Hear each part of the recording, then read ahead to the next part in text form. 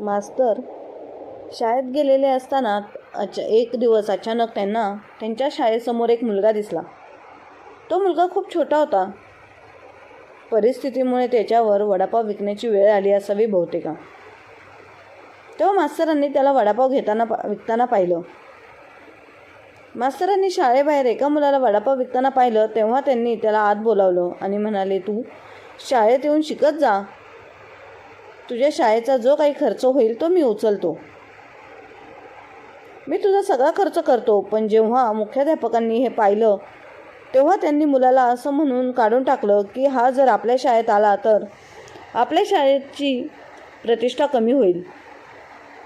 म्हणून मास्तरांनी त्या मुलाला दुसऱ्या शाळेत दाखल करून दिलं आणि त्याचा शिक्षणाचा खर्च स्वतः उचलायला सुरुवात केली. खर्च पाहता मास्तरांच्या स्वतःच्या घरची परिस्थिती खूपच बिकट झाली होती. तेव्हा त्यांची पत्नी त्यांना म्हणाली, या गरीब मुलाचा खर्च करण्याचं बंद करा. दुसऱ्या दिवशी तो मुलगा मास्तरांना आपली बॅग परत देऊन निघून गेला. मास्तरांनी बॅग उघडली तेव्हा त्यांना खूप आश्चर्य वाटलं, कारण त्या बॅगेमध्ये तर मित्रांनो त्या बॅगमध्ये असं काय होतं की त्या मास्तरांच्या पायाखालची जमीनच सरकली होती. मित्रांनो, शेवटपर्यंत नक्की बघा, खूपच इंटरेस्टिंग आहे. 10 रुपये वडापाव घ्या. ताजे आणि गरम गरम वडापाव. शाळेच्या बाहेर उभा असलेला तो मुलगा येणाऱ्यांना वडापाव विकत होता. थंडीचा काळ होता आणि गरम वड्यातून गरम वाफ उडत होत्या. खमंग वडा सगळ्यांना खूप खुन्मत होता. सगळ्यांच्या तोंडाला पाणी सुटत होतं आणि ते नक्कीच खरेदी न करता राहू शकत नव्हते. त्यांच्याकडे थोडे पैसे जमा झाले की तो शांतपणे शाळेतील मुलांकडे पाहू लागायचा. त्याच वेळेस मास्तरांनी त्याच्याकडे पाहिलं. शाळेची सुट्टी झाली होती आणि ते घरी जाण्यासाठी स्वतःच्या गाडीत बसण्याची वाट पाहत होते. ड्रायव्हर थोडा उशिराने येणार असल्यामुळे त्यांनी हळूच मुलाकडे पाहायला सुरुवात केली. निरीक्षण करायला सुरुवात केली. तो मुलगा इतर शालेय विद्यार्थ्यांकडे लक्ष देऊन पाहत होता. त्यांच्या खांद्यांवर लटकलेल्या दप्तर पाहत होता. त्याच्या डोळ्यात काहीतरी वेगळंच भासलं. त्याच्या चेहऱ्यावर गरिबीची जाणीव अगदी स्पष्ट दिसत होती.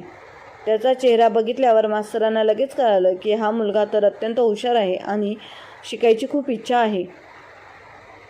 पण गरिबीमुळे त्याला संधी मिळाली नव्हती. कुणाला माहीत नाही आपली आपत्ती आली आहे की तो पोटासाठी पाण्याच्या ताणात अडकला होता आणि शिक्षणापासून दूर राहिला होता. त्याचे छोटे हात ज्यात नेहमी लेखणी असायला हवी होती आज ट्रे धरत होते. त्यांचं वय तर फक्त खेळायचं, बागडायचं, शिकायचं होतं. पण काळाने त्याला आधीच मोठमोठं बनवलं होतं. पाहायला लागले, त्यांचं निरीक्षण करायला लागले. त्यांचं वर्तन, त्यांची नजर, त्यांची शांतता, हे सगळं काही एक गोष्ट सांगत होते की तो फारसा बोलायचा नाही, पण त्याच्या डोळ्यांनी खूप काही बोलायचा. जेव्हा त्यांनी खात्री झाली की हा मुलगा खरंच गरिबीमुळे, शिक्षणामुळे दूर राहतोय, तेव्हा त्यांनी मनात ठरवलं. दुसऱ्या दिवशी ते त्या मुलाकडे गेले. आता त्यांच्या विचारांना कृतीत बदलायची वेळ आली होती. त्यांनी मुलाला प्रेमाने हाक मारली आणि विचारलं, बाळा, तुला शिकायचं का? का रे? मुलांना थोडंसं डचकला. तो त्यांच्याकडे पाहत राहिला. त्याच्या डोळ्यात पाणी आलं होतं, पण त्यांनी नाही म्हटलं. म्हणून त्यांनी मान हलवली आणि हळू आवाजात म्हणाला, नाही शिकायचं असं नाही म्हणायचं. मला माझ्याकडे एवढे पैसे नाहीत. मी वडापाव विकूनच माझ्या घरची परिस्थिती सुधारायची आहे.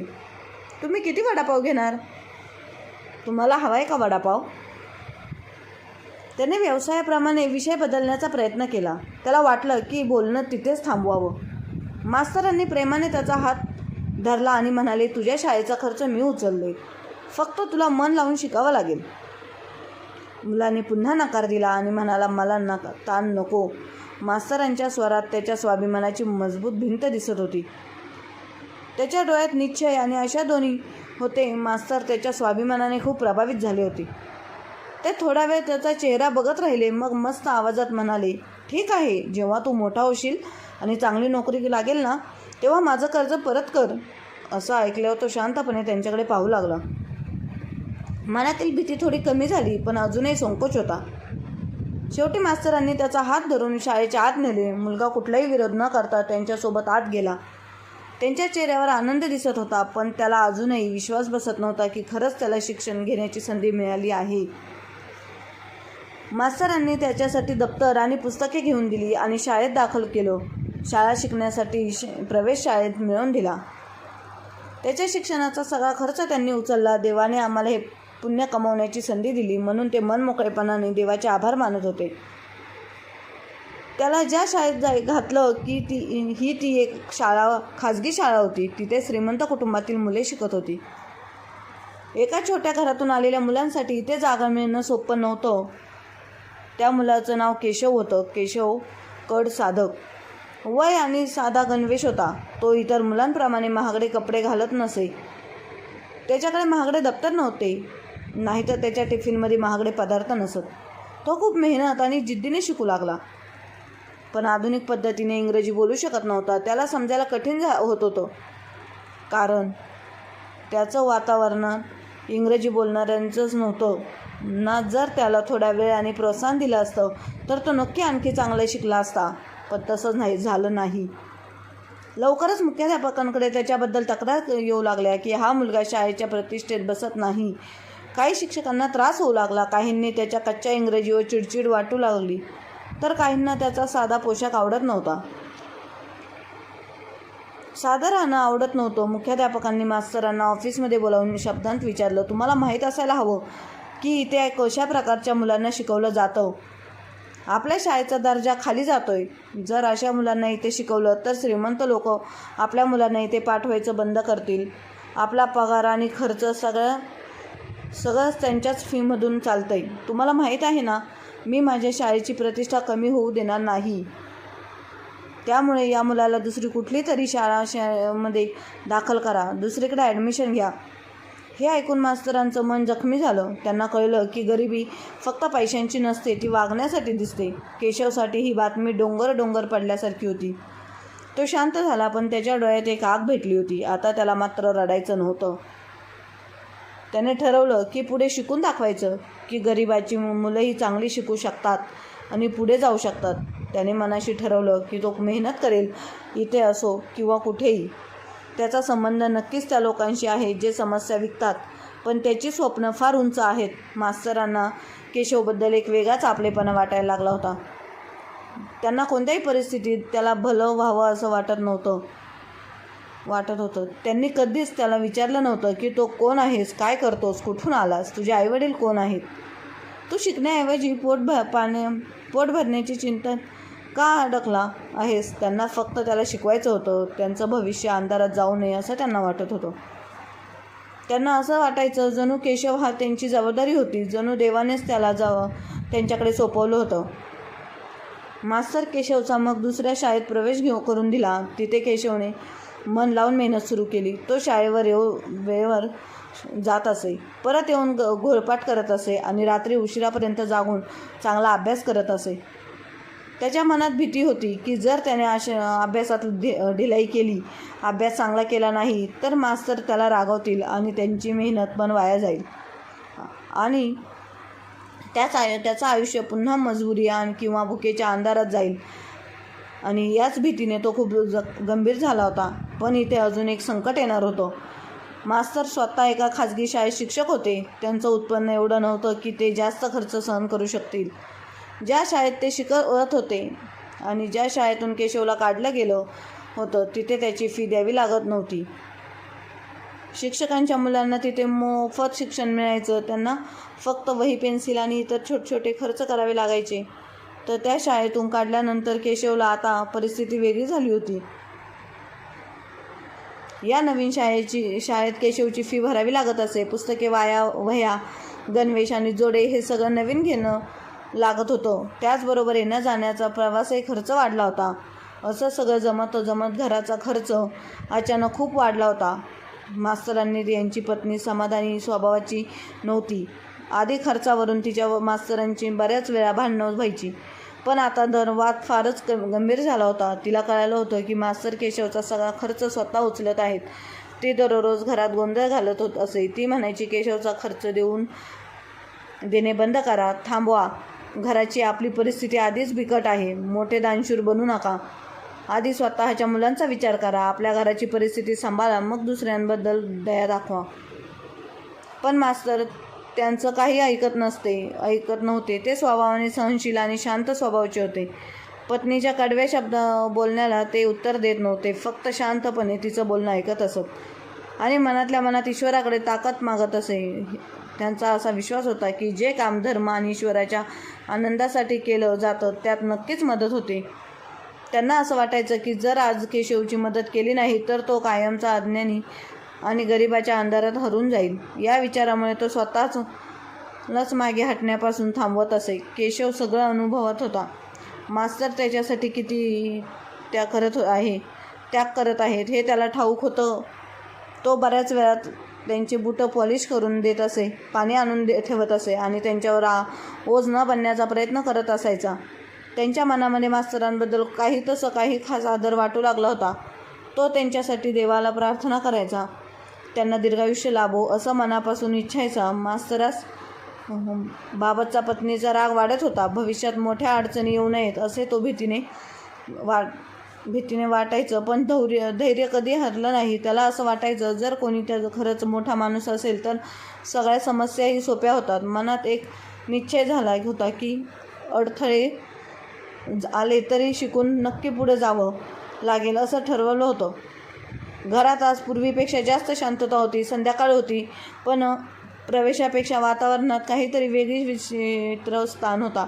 हवा थंड असली तरी मास्तरांच्या कपाळावर घाम गळाला होता. ते अंगणात टाकलेल्या जुन्या टेबलावर बसले होते. समोर हिशोबाच्या काही चिठ्ठ्या पसरल्या होत्या. विजेचं बिल, शाळेची फी, घराचं राशन, औषधांचा खर्च सगळं एक मोठ्या रांगेत त्यांच्यासमोर उभा होता. हे सगळं पाहून त्यांना हातपाय थरथरायला लागले. खिशातील पैसे या खर्चाच्या तुलनेत फारच कमी वाटत होते आणि त्यामुळे त्यांची बायको आज पुन्हा जोरजोरात त्यांच्यावर ओरडत होती. तिचा आवाज स्वयंपाकघरातून निघून संपूर्ण घरात घुमत होता आणि आधी केशव या सगळ्या गोष्टी फक्त आनंदाने समजून घेत असे. पण आज तो खोलीच्या दाराजवळ उभा राहून सगळं काही ऐकत होता. काहीतरी स्वतःच्या कानाने ऐकत होता. बायको म्हणत होती, तुला खरं तर माहीत असेल की घरची परिस्थिती काय आहे. तुझ्याकडे काहीच उरलेलं नाही आणि तू एक परक्या मुलावर पैसे उडवत आहेस. स्वतःच्या मुलांचा विचारही करत नाहीस. बाहेर कोणी विचारलं तर काय म्हणणार. घरचा खर्चही भागत नाही आणि तू मोठमोठे धर्मसंस्कार करायला निघाला आहेस. मास्तरांनी हळूच उत्तर दिलं, ईश्वराने जर माझ्या हातांनी कोणाच्या नशिबाचा दरवाजा उघडला असेल तर तो कसा बंद करून. तो मुलगा खरंच परमात्मा आहे. त्याच्या डोळ्याची ती तडप मी पाहिली आहे. ती कधीच विसरू शकत नाही असं नाही म्हणत. मग पत्नी मोठ्या आवाजात म्हणाली, तडप फक्त त्याच्या डोळ्यात नाही, आपल्या मुलांच्या डोळ्यातही आहे. कधी त्यांना नवीन कपडे तर तुम्ही टाळता. कधी तुम्ही कुठे जायचे इच्छा व्यक्त केली तर म्हणता नंतर बघू. शेवटी कधीपर्यंत चालणार हा केशवचा खर्च. बंद करा, नाही तर लक्षात ठेवा परिस्थिती तुमच्या हाताबाहेर जाईल. हे शब्द बाणासारखे वातावरणात फिरले आणि केशवच्या हृदयाला लागले. त्याचा विश्वास जणू थांबला. आज पहिल्यांदा त्याला तीव्रतेने जाणवले की त्यांच्यामुळे या घरात कलह निर्माण होत आहेत, भांडणं होत आहेत. तो तिथे थांबला नाही. शांतपणे तो आपल्या खोलीत गेला. तिथे त्याचं दप्तर पडलेलं होतं. मास्तरांनी प्रेमाने दिलं होतं. त्याने दप्तरावरून हात फिरवला, जणू काही निरोप घेत होता. त्याच्या डोळ्यासमोर अनेक आठवणी उभ्या राहिल्या. पहिला दिवस जेव्हा शाळेत आला होता. मास्तरांचा आवाज, त्यांचे प्रेम, त्यांचा विश्वास. मग शाळा, दप्तर आणि पुस्तके. पहिल्यांदा त्याला कोणाला तरी गुरुजी म्हणून हाक मारली होती. त्या सगळ्या आठवणी त्यांच्या हृदयात धडधडू लागल्या. डोळे भरून आले होते पण ते रडला नाही. त्याने गुपचूप दप्तर उचललं, आतलं पुस्तक नीट ठेवली, एक चिठ्ठी आणली आणि मग हळूच दरवाजाकडे निघाला आणि आतल्या खोलीत वाद सुरू झाला होता. पत्नी म्हणत होती, मी तर कंटाळले. एकतर घर सांभाळा, नाहीतर परक्यांसाठी घरच्यांना बळी देत राहा. तू गप्प बसून काही मार्ग काढू शकत नाहीस. मास्तरांनी दीर्घ श्वास घेतला आणि फक्त इतकं म्हटले, वरच सर्वजण बघत आहेत. तो मनाच्या स्थितीला समजवतो. पत्नीने कडवटपणे उत्तर दिलं, तो हो बरोबर बोलताय. देव बघतोय. पण बाजारातील लोक भाडं माफ करत नाहीत, दुकानदारे उधार देत नाहीत. त्याचवेळी दरवाजावर हलकं ठकठक झालं. दोघे चकित झाले. दरवाजा उघडला तर समोर केशव उभा होता. डोळ्यात पाणी होते, पण चेहऱ्यावर एक वेगळी जिद्द होती. त्याने दोघांकडे शांतपणे पाहिलं. दप्तराचा पाता त्यांच्या खांद्यावरून खाली सरकत होता. त्याने हळू आवाजात म्हटलं, मास्तर, मला तुमच्याशी बोलायचं आहे. पत्नीने रागाने तोंड फिरवलं. मास्तर तातडीने उठले आणि त्यांच्याजवळ आले आणि म्हणाले, हो बाळा, सांगा ना, काय झालं? केशवने दप्तर त्यांच्यासमोर ठेवलं आणि हळूच म्हणाला, मला माफ करा मास्तर, मी अजून शिकू शकत नाही. तुमच्या घरच्या अडचणी माझं मन सहन करू शकत नाही. मला तुमच्यावर ओझं बनायचं नाही. मास्तरांचा चेहरा खूपच खालवलाय होता. त्यांनी केशवच्या खांद्यावर हात ठेवला आणि म्हणाले, बाळा, हे ओझं नाही, हे तर पुण्य आहे व शिकल्यास तर मला मनाला शांती मिळेल. ही सगळी तात्पुरती अडचण आहे. रे देवा, सगळं बरं कर. तू विचार करू नकोस. केशवने मान हलवली आणि म्हणाला, नाही मास्तर, जेव्हा मी तुमचं आणि माईंचं बोलणं ऐकलं तेव्हा मला सगळं समजलं की मी तर इथे राहिलो तर तुमच्यात वाद अजून वाढतील. हो, माझ्यामुळे घरात अशांती व्हावी, भांडण व्हावी असं मला अजिबात वाटत नाही. हे ऐकून पत्नी थोडी लाजली, पण अहंकारामुळे तिने तोंड उघडलंच नाही. मास्तर जाणून हिनवणी करत म्हणाला, बाळा, असं करू नकोस. तू शिक. मी तुला शिकवण्याचं वचन दिलंय. हे धर्माच्या नावावर आहे. जर तू गेलास तर मला खूप दुःख होईल, वाईट वाटेल. मी तुझ्यात माझा मुलगा पाहिला आहे. केशवच्या डोळ्यात एक अश्रू आला, पण तो चेहरा मावळ वळवला. त्याने ते अश्रू मस्त्राने पाहू नये असं त्याला वाटलं. त्याने हळू आवाजात म्हटलं, मीही तुम्हाला माझ्या वडिलांसारखाच मानतोय आणि म्हणूनच मी जात आहे, जेणेकरून तुम्हाला अजून काही त्रास होऊ नये. माझ्यामुळे मी पुन्हा वडापाव विकेन मजबूर केले, पण तुमच्या माझ्यावर पैसे खर्च करून स्वतः कष्टात राहायचं मला सहन करत जाऊ नका. मास्तरांनी पुढे येऊन त्यांचा हात पकडला. गळा दाटून आला होता. ते म्हणाले, केशव, जाऊ नकोस रे. तुझं गाणं म्हणजे माझा पराभव होईल. त्याने माझ्या आयुष्याची समस्या अपुरी राहिली. पण केशवने हळूच आपला हात जोडला. त्याने नजर हळू झुकून म्हणाला, आजपर्यंत मी तुमची प्रत्येक गोष्ट मान्य केली, पण आज मला माझं स्वतःचं ऐकावं लागेल. प्लीज मला परवानगी द्या निरोप देण्याची.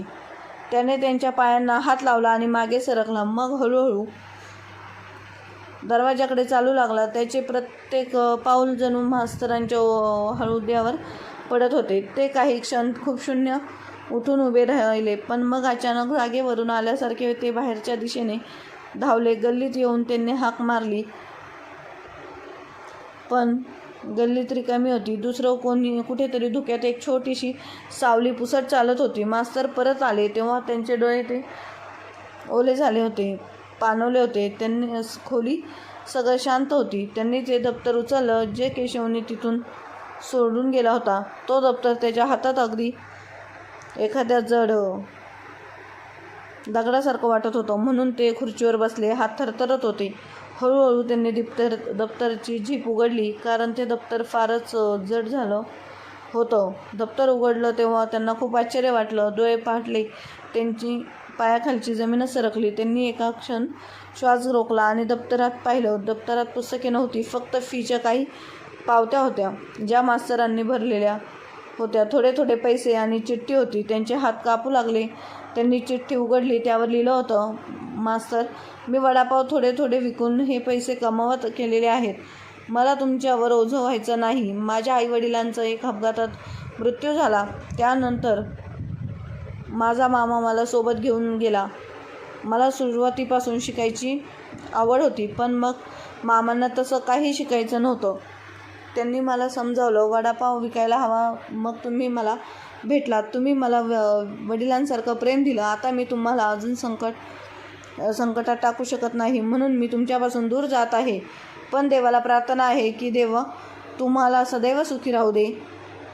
मी कधी तुमच्यासमोर इज्जत होऊ नये असंच माझं मन आहे. देव तुमच्यासाठी, तुम्ही माझ्यासाठी देवासारखे आहात.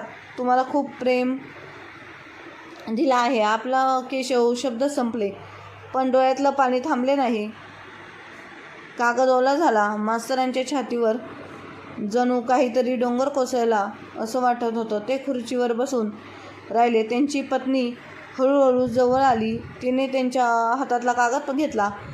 जसा तिने ती चिठ्ठी वाचायला सुरुवात केली, तिचा आवाज हरवायला लागला. डोळ्यांतून तिच्याही अश्रू वाहू लागले. ती रडत म्हणाली, मी खूप वाईट बोलले. हो, मी त्या निष्पाप मुलांचं मन दुखावलं होतं.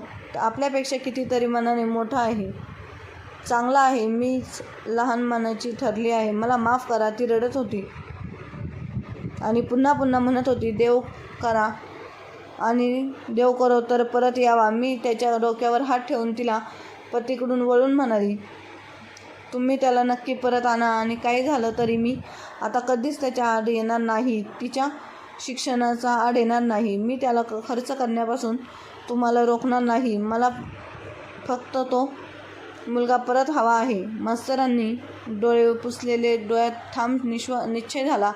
त्यांनी शाल पांघरल्याने आणि घराबाहेर निघाले. गल्लीतून पालखी घातली. जिथे केशव पूर्वी वडापाव विकायचा तिथे गेले. प्रत्येक दुकानदाराला विचारले. प्रत्येक चौकात नजर फिरवली. संध्याकाळ झाली, रात्र झाली, पण थांबवले नाही. शेवटी एका कोपऱ्यात तोच छोटा स्टॉल दिला. एक चडपातळ मुलगा स्ट्रे घेऊन उभा आहे. तो केशवचाच होता. त्याला पाहताच मास्तरांच्या गळा भरून आलं. त्यांनी हाक मारली तेव्हा केशव, बाळा केशव दचकून वळाला आणि त्याच्या डोळ्यात आनंद अश्रू आले आणि भीती एकत्र. सगळं मास्तर पुढे येऊन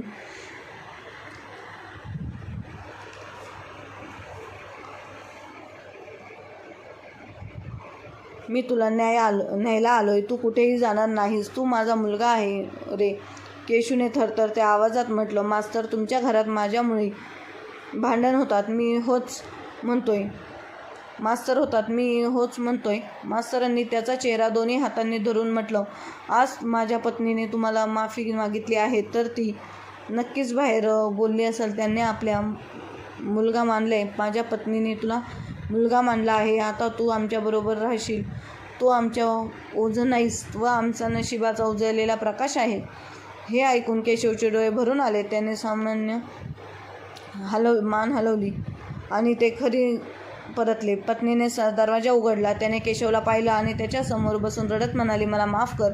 मी तुला त्रास दिला. बाळा, चुकीचं बोलणं. मी तुझ्यासाठी तुम्हाला आई म्हणशील ना. केशव घाबरून आपण हळू आवाजात म्हणाला, तुम्ही मला असं म्हणू नका. माझी माफी मागू नका. तरी मी भांडण नाही. त्याची उलटा कृतज्ञता व्यक्त झाली. पण लगेच कुठलाही चमत्कार झाला नाही. दुसऱ्या दिवशी अचानक पैशांचा पाऊस पडला आणि कष्ट संपले. तेव्हा म्हणजे रोजच्या रोज खर्चासाठी तरी खूप मेहनत लागायची. हसराने पुन्हा मेहनत सुरू ठेवली. पत्नी समाधान राहायला शिकली. केशवसुद्धा मनापासून अभ्यास करत असे आणि संध्याकाळी थोडी त्यांना मदतही करत असे. त्यामुळे घरात हातभार लावायचा काळ हळूहळू बदल लागला. अडाणी होत्यास पण आता घरात प्रेमही असायचं. केशवचं मन लावून अभ्यासात त्यांनी करून अभ्यास सुरू ठेवला. त्याचे गुण सुधारू लागले. शिक्षक त्याला चांगल्या प्रकारे ओळखू लागले. शेजारी लोक आणि अभिमानाने त्यांच्याकडे पाहू लागले की हा तो वडापाव विकणारा मुलगा आहे जो आता सगळ्यांना पुढे जात आहे. गेली अनेक वर्ष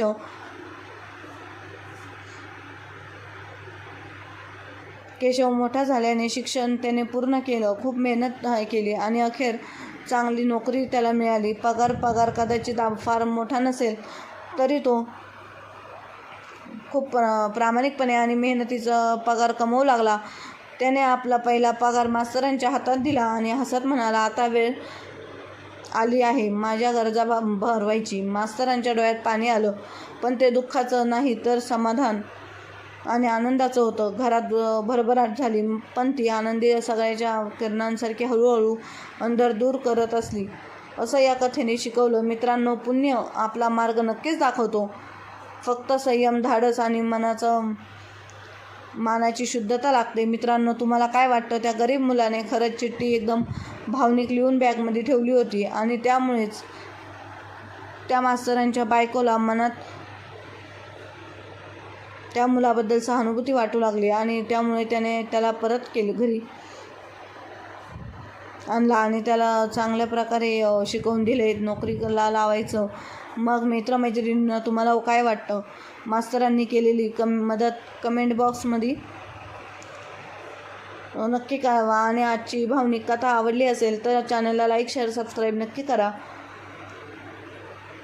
भेटूया पुढच्या मध्ये, तोपर्यंत व्हिडिओमध्ये, कथेमध्ये. जोपर्यंत धन्यवाद.